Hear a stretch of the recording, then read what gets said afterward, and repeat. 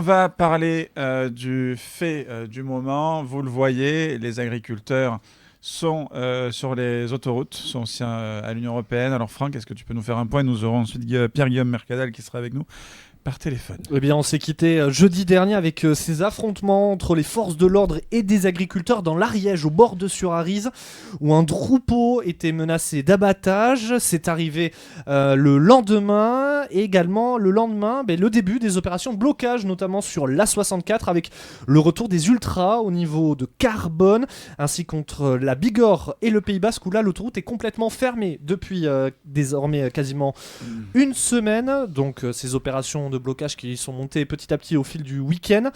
Et lundi, Annie Genevard, la ministre de l'Agriculture, s'est rendue en Haute-Garonne pour rencontrer les syndicats. Une réunion à la préfecture pendant près de 3 heures. Alors au final, qu'est-ce qu'elle a annoncé? Rien de neuf. Le matin, elle était interviewée sur France 2 juste avant la réunion chez BFM TV.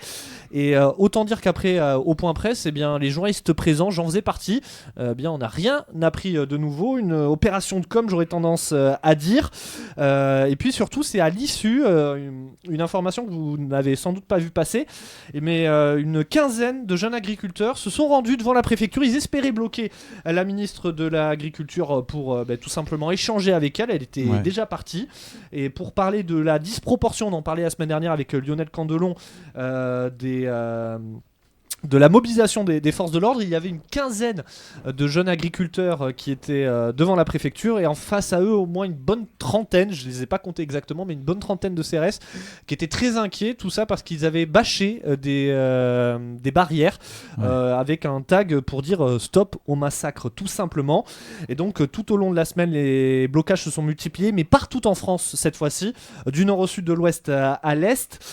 Et pour revenir à la journée d'aujourd'hui, d'après les informations de plusieurs médias, Sébastien Lecornu était dans l'Ariège aujourd'hui pour rencontrer les éleveurs, justement les deux éleveurs des bords de Surarise qui ont été touchés donc par la DNC. Un déplacement qui s'est voulu privé, hors protocole, raison pour laquelle les journalistes n'ont pas été conviés. Mais en attendant, les agriculteurs ont continué leur opération de blocage sur Toulouse. Ils voulaient bloquer le périphérique toulousain. Les forces de l'ordre les ont empêchés. Ils sont donc restés à Roques-sur-Garonne. Néanmoins, on a su aujourd'hui que la FDSEA 31 ainsi que notamment la Confédération Paysanne souhaitent lever les blocages pour les vacances. Dans le même temps, à Toulouse aussi, c'est pour vous dire que les choses s'accélèrent. Un avion de l'armée s'est posé avec des vaccins pour pouvoir les dispatcher ensuite dans les départements de la région concernés par les vaccinations. Il faut se dire que c'est quand même plusieurs centaines de milliers d'animaux qui vont... Ça m'a fait peur au début quand tu as dit avion militaire. Je me suis dit, ah ouais, là... l'armée a été mobilisée pour justement transporter ces vaccins, mais également pour la vaccination avec les vétérinaires de l'armée qui vont intervenir. Et puis une dernière information, on a appris que demain, Sébastien Lecornu va recevoir les syndicats agricoles du côté de Matignon. Voilà pour tout ce qu'il s'est passé sur cette dernière semaine, et on va en parler avec notre invité. Nous avons avec nous Pierre-Guillaume Mercadal. Bonsoir. Bonsoir. Bon alors, on vient de faire le point là sur les infos que nous avons avec Franck. Vous, sur le terrain, comment ça se passe là? La colère est intacte. D'ailleurs, on n'est plus dans la colère, parce que la colère c'était au début, mais là maintenant on a bien dépassé ce stade. Que vous dire on n'y croit pas. Le Cornu, il a bon dos d'aller voir les éleveurs dans l'Ariège. C'est lui, et Nunez et Genevard qui validaient le fait qu'on nous taille en pièces sur cette ferme pour tuer les vaches. Donc je pense que c'est pas pour rien qu'il n'y a pas les caméras. Voilà. Après, l'arrivée de vaccins, que vous dire aussi là-dessus? Moi, je veux bien nous, on est pour que les éleveurs puissent avoir accès aux vaccins, bien entendu. Mais on est contre la vaccination obligatoire parce que c'est le choix de chaque éleveur. On peut aussi choisir l'immunité naturelle puisque, pour rappel, c'est une maladie qui tue très peu de bovins. Et puis, ça nous rappelle quand même tristement l'époque du Covid, puisqu'aujourd'hui, on entend sur certains médias mainstream que le monde vétérinaire et tous les vétérinaires sont d'accord avec l'abattage. Oui, enfin, tous ceux qui ont pris la parole ou qui ont refusé d'abattre sont aujourd'hui soit poursuivis pour être radiés, soit ont déjà perdu leur agrément sanitaire. Donc ils parlent plus parce qu'ils ont peur. Les seuls qui parlent, ils ont déjà été radiés ou ils sont à la retraite. C'est ça, ouais, on reproduit complètement ce qu'il y a eu pendant le Covid. Juste, je précise que en tant que journaliste, on a essayé bien sûr de parler avec des vétérinaires, mais ils ont eu la consigne de ne pas répondre aux questions des journalistes. C'est pour ça qu'on ne peut pas leur donner la parole, tout simplement parce qu'ils ne peuvent pas. Moi, j'aimerais juste revenir sur Annie Genevard et son déplacement donc lundi en Haute-Garonne pour rencontrer les syndicats. Ça a duré 2 heures. Au final, on était sur une opération de com', selon vous ? Oui. Uniquement, puisqu'elle n'avait rien à annoncer, puisqu'elle a dit que maintenant elle allait étudier le protocole qu'on lui a proposé, protocole qu'elle pourrait décider d'appliquer du jour au lendemain, ça n'a rien de compliqué, puisque ça consiste à arrêter les abattages des troupeaux. Nous, ce qu'on a proposé pour lui permettre quand même d'abattre, même si, à titre personnel, je suis pas emballé par le fait d'abattre les vaches malades, parce qu'après tout, autant qu'elles guérissent et qu'elles développent de l'immunité, mais bon, vu que ça se soigne quand même cette maladie.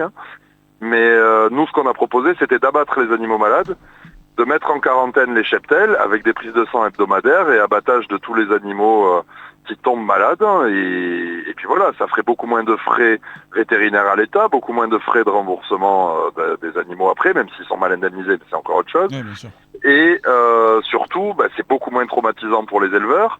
Ça détruit pas tout le travail de génétique et de sélection qu'ils ont fait pendant des décennies. Et ça brise pas des fermes et ça brise pas des vies. Donc voilà, ça, elle a dit qu'elle allait l'étudier, sauf qu'elle l'avait déjà, le protocole, quand on était à Bordes-sur-Arize. Vous avez quand même eu tous les syndicats, même dans la main. Bon, pour la FNSEA et les JA, c'était les bases militantes qui sont dissidentes, en fait, des ordres de M. Rousseau. Mais le reste des syndicats, main dans la main, donc le MODEF, la Confédération Paysanne, la Coordination Rurale, on est tous d'accord. Et puis énormément d'asyndiqués, énormément de consommateurs aussi. Mmh. Parce que voilà, si la politique que mène Madame Genevard n'a absolument aucun sens. Et je tiens juste à vous donner une petite information. Oui. Une semaine avant Bordes-sur-Arize, le président du Conseil de l'Ordre des vétérinaires a demandé par courrier, et j'ai ce courrier, si ça vous intéresse de vérifier mes sources, a demandé par courrier à la ministre de l'Agriculture ma tête, avec mon nom écrit en toutes lettres, ma tête, celle de Madame Hélène Banoun, qui est pharmacienne et microbiologiste, et celle de l'ensemble des vétérinaires qui s'opposaient aux abattages. Ce courrier, il existe et je l'ai, et on l'a à la coordination, et il a circulé déjà. Voilà, donc ça vous donne une brave idée de l'ambiance qui règne dans le monde vétérinaire, et du point auquel ils sont tous d'accord. Alors, vous l'avez dit, c'est assez historique, il y a une intersyndicale, voilà, tout le monde s'est mis d'accord, du moins à l'échelle locale. Moi, là-dessus, j'aurais 2 questions. Déjà, on en parle maintenant, en décembre, de cette maladie, mais elle est arrivée, si je me souviens bien, en juin, en Savoie. Oui. Et justement, vous le dites, à l'échelle locale, moi, quand on me parle d'un problème de l'agriculture, j'ai tendance à dire non, il n'y a pas un problème de l'agriculture. Il y a des problèmes en fonction déjà de la forme d'agriculture et du territoire. Vous, par exemple, vous êtes éleveur de cochons du côté du Tarn-et-Garonne, vous n'aurez pas la même problématique qu'un céréalier dans ma montagne ariégeoise, que, par exemple, le père de Camille qui, lui, est viticulteur, ou qu'un agriculteur en Bretagne. Mais vous avez pleinement raison. Donc, est-ce qu'il ne faudrait pas, justement, délocaliser un peu et puis mettre des ministres... Alors, sur la DNC, non. Sur la DNC, non, je vais vous expliquer. On met une telle pression et un tel harcèlement moral et une telle pression juridique et financière sur les éleveurs que depuis 6 mois, on n'a eu que 3 éleveurs qui ont voulu résister. On a eu le premier cas en Savoie où ça a duré une quinzaine de jours, où pour rappel, les bêtes ont guéri et où on a abattu des bêtes qui avaient guéri.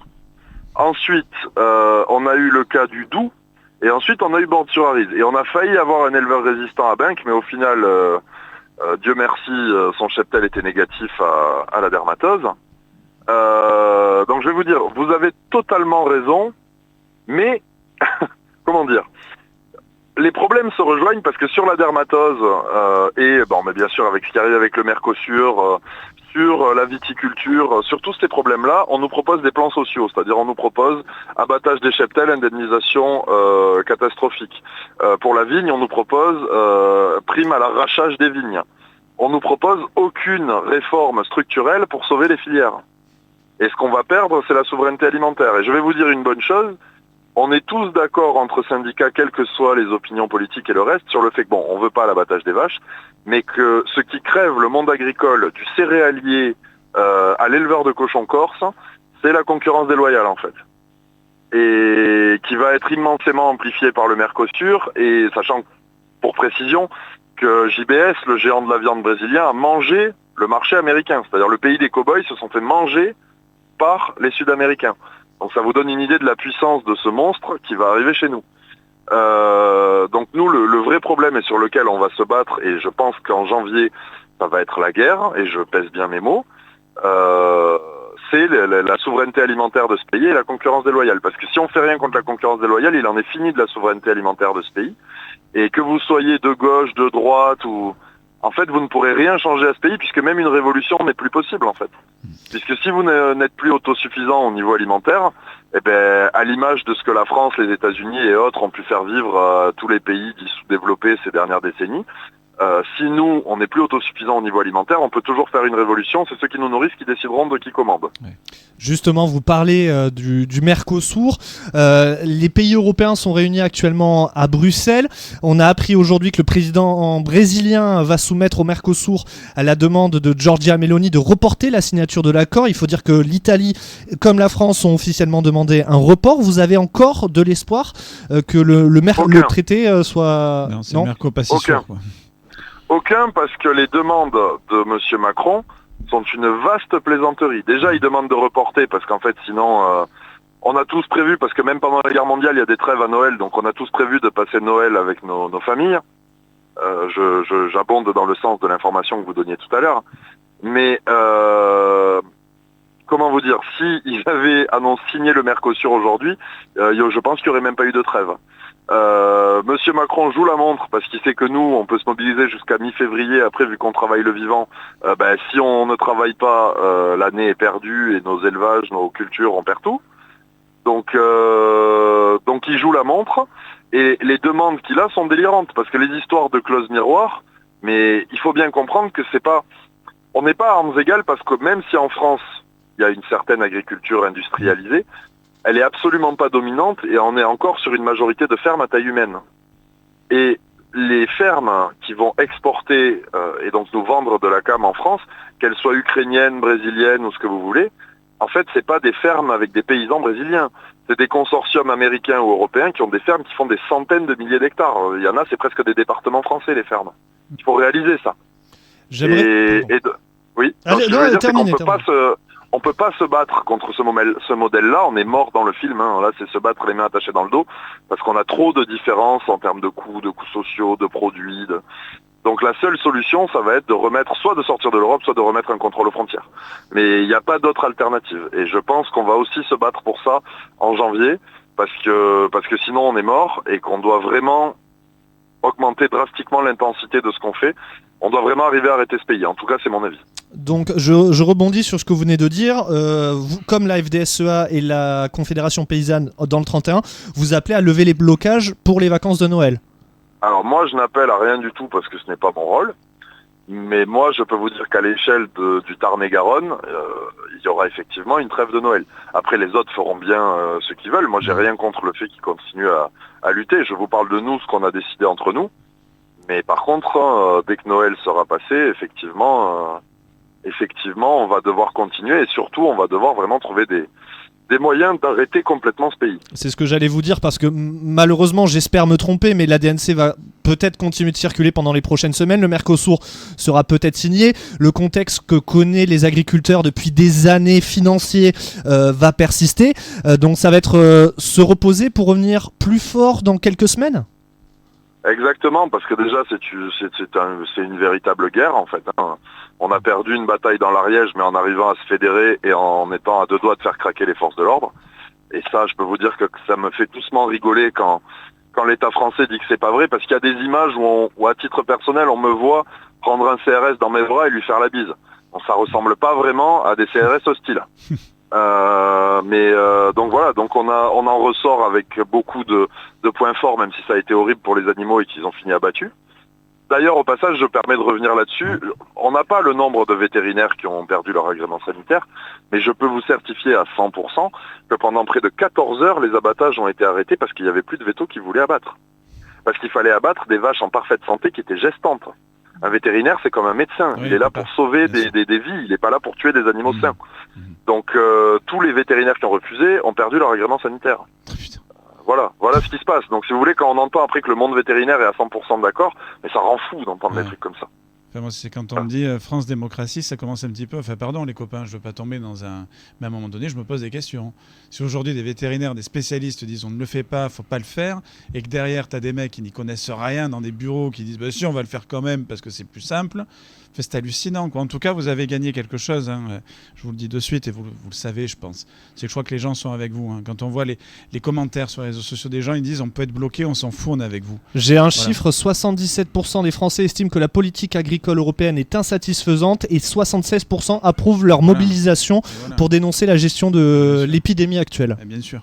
Je pense bien. Et puis si vous voulez, la question de la souveraineté alimentaire, comme je vous l'ai dit, et ça il faut vraiment le marteler, si on perd la souveraineté alimentaire, on perd le contrôle sur notre avenir. C'est-à-dire que on sera des esclaves, nos enfants seront des esclaves. Peut-être que certains d'entre nous s'en sortiront bien financièrement, mais ils n'auront plus leur mot à dire sur l'avenir du pays. Et comme vous avez dit, étant vraiment en démocratie, déjà dans un système où on ne vote pas mais où on élit, est-ce qu'on est en démocratie? Puisque le vote, on a quand même le modèle antique, mais sinon le modèle suisse où en fait il y a énormément de référendums et où le peuple est sollicité pour tous les changements importants dans le pays. Chez nous, c'est absolument pas le cas et on a un jeu de partis politiques catastrophique. Enfin, moi, je vais vous dire, depuis l'Ariège, j'ai eu au téléphone en ligne directe, je vous dis bien en ligne directe, plus de la moitié des grands responsables politiques de ce pays.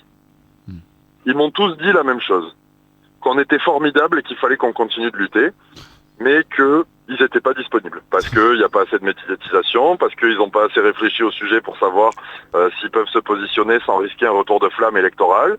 Voilà. Moi, je pense qu'ils ont loupé un très bon coup médiatique, parce que si un politique, quel que soit son bord de premier plan, était venu en première ligne, ça aurait retenu les CRS, et ça aurait été le héros du monde agricole, qu'il soit de gauche ou de droite, parce que les discours, vu l'état du monde agricole actuel, on n'y croit absolument plus. Ce qu'on veut, c'est des actes.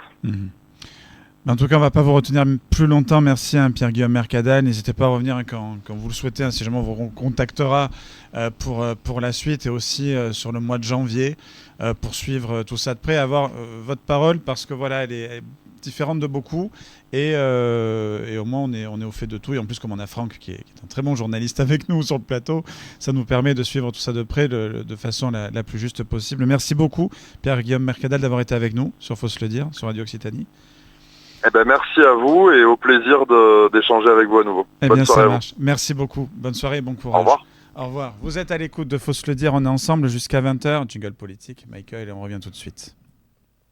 Faut se le dire. Tous les jeudis, 18h à 20h. Alexandre Cavassa. Ça ne vous a pas échappé, les élections municipales ont commencé. Ah bon bah oui, ça a commencé et nous avons avec nous, alors je suis très content parce que vous allez me dire peut-être que vous avez déjà fait des plateaux ensemble, nous avons avec nous François Briançon et Régis Godec, Vivre mieux à Toulouse, bonsoir. Bonsoir. N'hésitez pas à rapprocher le micro, un jaune, il faut qu'il soit, on est dans l'axe. On aura bientôt une nouvelle table de mixage, ce sera beaucoup plus simple. Alors, je regarde autour de la table si jamais il y a... Cédric peut-être déjà avant de rentrer dans la politique municipale et tout ça, peut-être une réaction à tout ce que vous avez entendu, à cette crise des agriculteurs. C'est une crise d'un modèle, c'est une crise d'un modèle agricole, c'est un modèle de développement. Moi, il se trouve que je suis...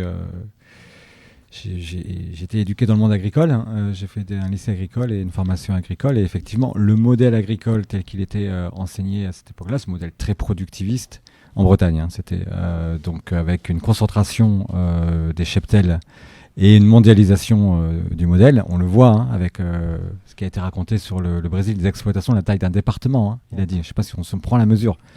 C'est effectivement un risque pour les éleveurs, des conditions pour les animaux qui sont déplorables, et puis des grandes épidémies. Là, on est confronté à une épidémie qui est importante. Il faut évidemment des mesures de biosécurité, et on voit que celles qui sont mises en œuvre aujourd'hui sont proprement douloureuse. Je ne suis pas spécialiste, donc je ne sais pas ce qu'il faut faire pour lutter contre cette maladie, mais en tout cas, c'est un drame qui se produit actuellement et le traité de Mercosur doit évidemment être rejeté par la France.